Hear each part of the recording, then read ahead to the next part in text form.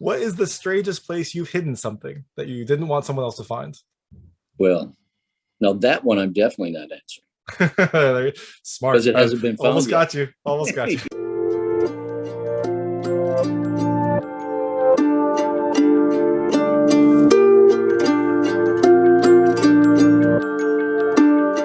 Hey everyone, this is David Stark from Watcher Pass, and today I'm joined by Jeff Fahey, who plays Sheriff Alexander in The Commando, which is coming to theaters and digital and on demand on January 7th, 2022. We're going to talk to him in just a second, but first, let's check out the trailer. And while you're watching, if you can like and subscribe to this channel, that would be fantastic. It helps me out a lot. Thank you. James Baker, yeah? DEA, military.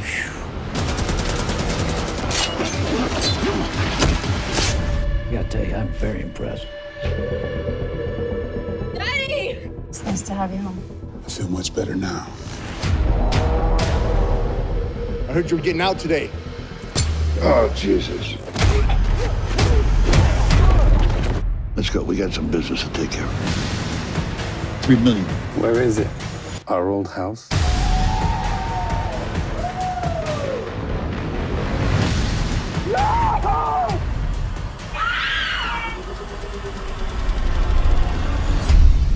Dad, there's some guys in the house. Dad, you need to come home.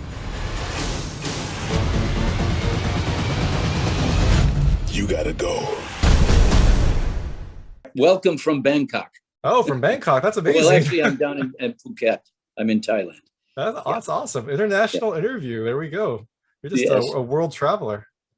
Oh, thank God. I mean, I love traveling, and the industry has given me that for so many years to work all over the world. Yeah, we'll see how long it lasts, but enjoy it while you can, right? Yeah, absolutely. It's awesome. So thanks so much for joining me. This is Jeff Fahey, who plays Sheriff Alexander in The Commando, which releases in theaters and on demand on January 7th, 2022. It is a action film that has a little bit more psychological aspects than I expected. I expected it to be kind of like a straight up action movie, but it does go into some aspects of the character and PTSD. So thanks so much for joining me. Thank you, David. It's a pleasure to be here. Of course. And go ahead. No, please.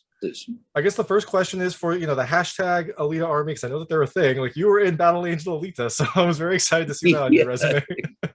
Yeah. There we go. Now that I've got Battle that plug, Angel. let's talk about The Commando. Thank you. So Robert Rodriguez will be happy for that. But Yeah, he's such a big fan and friend of mine. He has mentioned he's looking forward to seeing The Commando because, as you know, he knows Mickey very well through Sin City and other projects, and he's a big fan of Michael Jai White, and so Robert's looking forward to seeing the film. So thank you for that intro into that. There we go. All right, plugging everything all around. So Yeah. let's talk The Commando. I guess the first question is, how did you get involved in this? Did you know anyone that was working on it? Did they reach out to you, or how did you kind of get slid into this character? Well, the producer Elias Exum, I think this is our third or fourth time working together, and I had just done a film for Elias a few months earlier, and when this came up, he sent it to my manager, Jeff Goldberg, and Jeff gave me a shout, and I read it, and I said, absolutely, I'll jump in. Because it was not only was it wonderful to be in and it always is to be part of very interesting screenplays and films like this, especially, as you said, with that psychological twist, that Michael's character is going through, that it was, I just had to show up in New Mexico for a few days and jump in on a good project. And so it was a very easy lift. It fit in the schedule, and I'm very happy for it because I ended up working with Michael a couple months later on another film, but it was really a great experience. That's awesome. I don't know. Can I ask, were you on the same side as Michael in this film? We were on the same side on the second film, Awesome. but it's always fun to be the one of the antagonists to a great protagonist like Michael's character, and especially when it's being played by such a wonderful actor and a good person. I mean, Michael's so easy. He's in there 1,000%, and he's so easy to work with. And of course, Mickey. I've known Mickey for 30 years. Mickey Rourke, and actually, in all the years we've known each other, this is the first time we got a chance to work together. So we had that one little scene together, which was a joy. And John Enos, I've known John for about as long, 30 years. And that was the first time working with John. I love that you mentioned all these characters, because this feels like a film that I don't think you can like have a vibe, but I feel like this would be just a very cool set to be on, because everyone seems like they're professionals, but they're also just really cool people. And so it feels like it would just be a really nice group of characters to kind of interact with and make something with. Yeah, and it actually was, David. And I met for the first time Cowboy. I call him Cowboy Donald, but only briefly, because we didn't actually have scenes together. But to your point, everyone was on the set at the same time and coming to watch one another work and hang out. So it was a really great, easy vibe. But also, it's wonderful when you've got experienced actors and crew members and director who all get together like this, and you can make these smaller independent films look big and get them done in your limited time, especially where the industry is today, and with everything we're going through, all the challenges with COVID and so on, and restrictions and so. To that point, we were able to pull something off in a short period of time because of all the people involved. Yeah, definitely. And I noticed that there was like a little bit of CG and some of the effects, but I mean, there was also a decent amount of practical effects, and I thought the sound effects were really good. Like I was actually kind of surprised. Usually, yeah, like, it's amazing. Yeah. So I mean, I to your point, like it's amazing that they were able to pull this all together and work with everyone's schedule. Because I know everyone is busy, or wasn't really able to travel. So just kind of the fact that everything came together is something special. Mm-hmm. Which is in the industry today. I mean, I've had quite a few experiences in the last couple of years of these small films made to look big and done in limited amount of time with wonderful actors and a tight screenplay and a great director who can pull it off. Yeah, and that's just adding another. I know indie filmmaking is tough, and then adding another layer on top of that with COVID is just. I've never made a film. I can't even imagine how much work that is, but I can't imagine also throwing a new variable on top of that. So. Mm-hmm. Well, it's like the iceberg. I mean, you only see a little bit of it, but there's a lot that goes in. And the interesting thing is today that with all the interviews and the media that's involved around the film world, like what's happening right now, is the audience is getting much more of an insight to what it really takes to make a film. And I have to say, I'm really proud to be part of an industry that is still pushing through this whole period of history and the pandemic, and just it just rearranged itself and adjusted to the environment. And I mean, everybody's getting tested, every other day.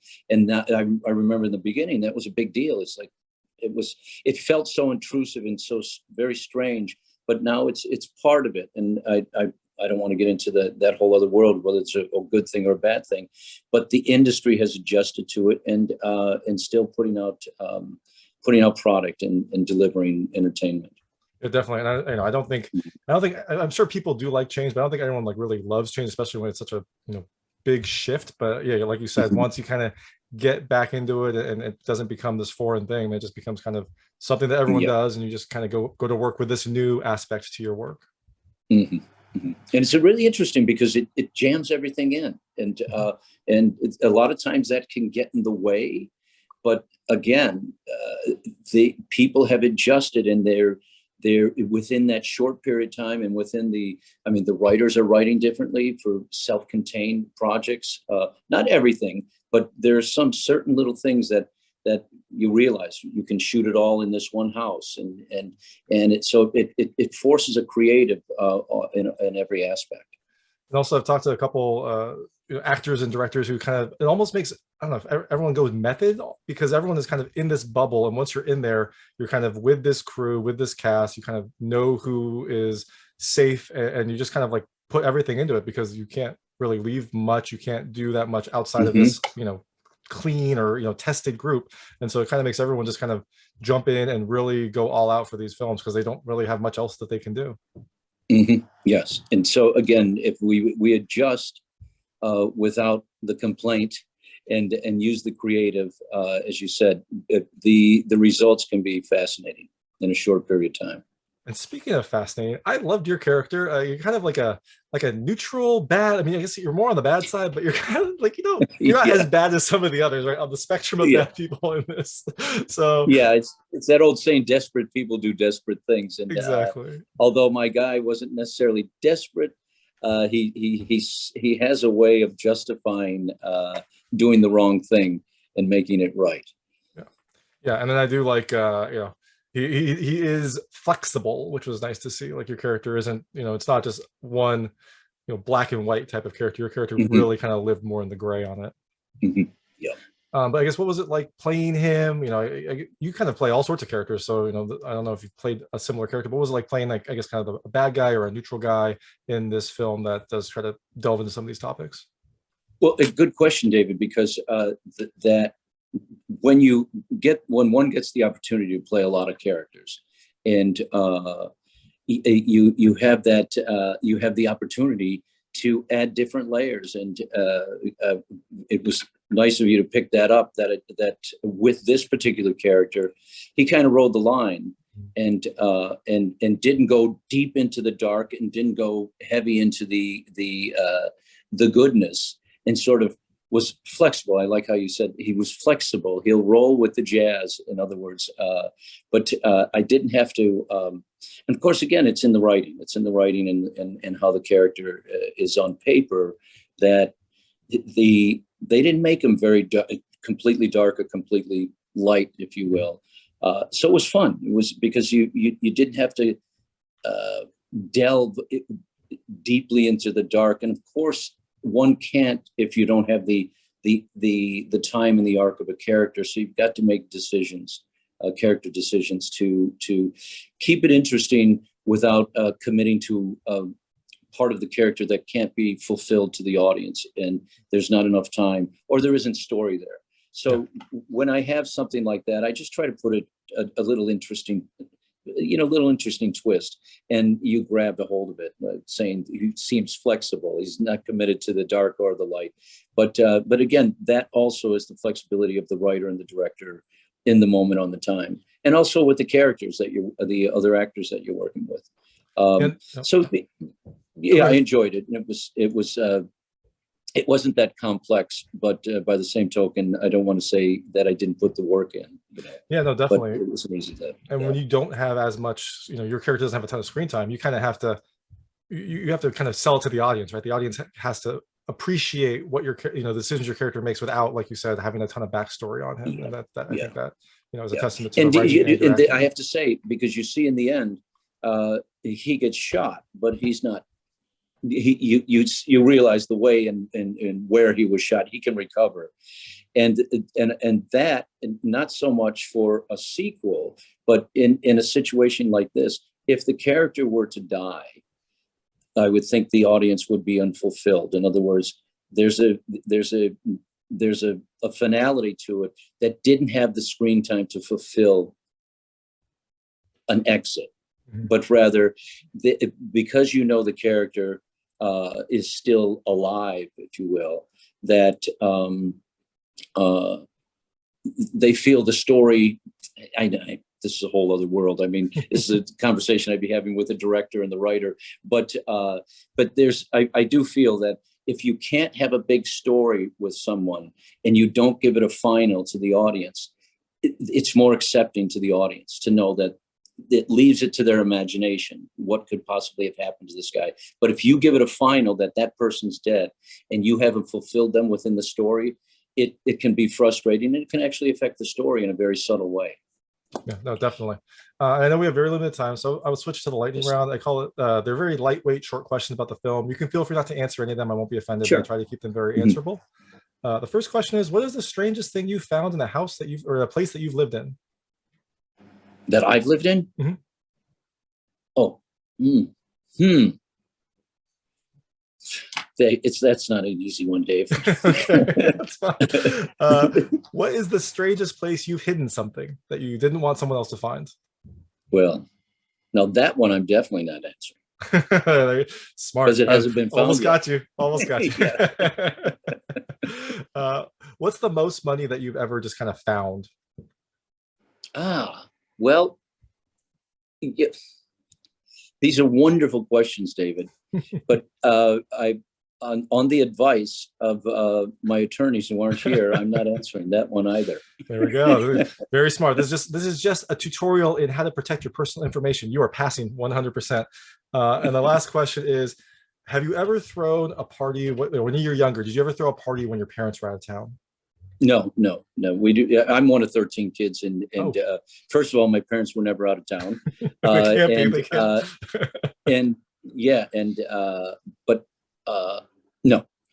haven't done that. But I have gone to a number of those. There we go. And the film is releasing early next year, January 7th. You are out promoting it, and it sounds like you're working. After people watch you in this film, what can they expect next from you? It sounds like some exciting stuff if you're out internationally filming. Yeah, well, I've been very lucky, David, in this time through these challenging times for the industry and for the world. But I've worked nonstop around the world, so there's about 6 or 7 projects that are coming out, and one being I just finished a month and a half ago is Robert Rodriguez's new film with Ben Affleck, and Elisa Braga and Bill Fichtner. And so that's a working title right now, but that's a big film coming out, which would be nice because it'll help the Commando and obviously all the Commando films help any other project that's coming out. So there's quite a bit coming out, David, and I'm again very lucky and very fortunate and very grateful. That's awesome. It's great to hear. I'm glad that you're staying busy, and I'm glad that you're able to, fit this movie into your schedule. The film is The Commando. It comes out January 7th, 2022, in theaters, digital, and on demand, I believe. And this is Jeff Fahey. Thank you so much for your time. Thank you, David. I'll see you down the road. Awesome. Sounds good. Cheers. Thank you. Yep. That was Jeff Fahey talking about The Commando, which is coming to theaters, digital, and on demand on January 7th, 2022. If you like this interview, please like and subscribe to this channel. It helps me out a lot. Make sure all my new content goes straight to you. Thank you.